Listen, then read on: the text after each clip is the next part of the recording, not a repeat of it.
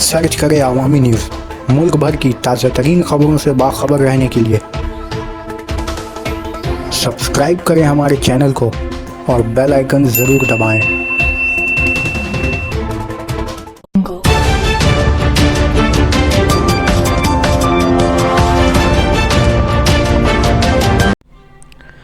High मदरसा school में multi gym और library का इफ्तिताह हुआ।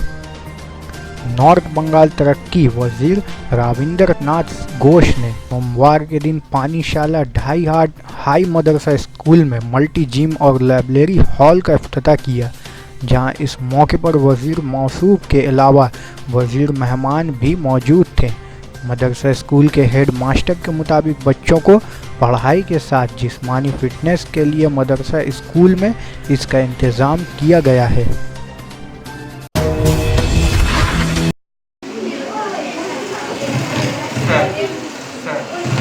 ছাত্র ছাত্রী এবং অন্যান্য সবাই রয়েছে।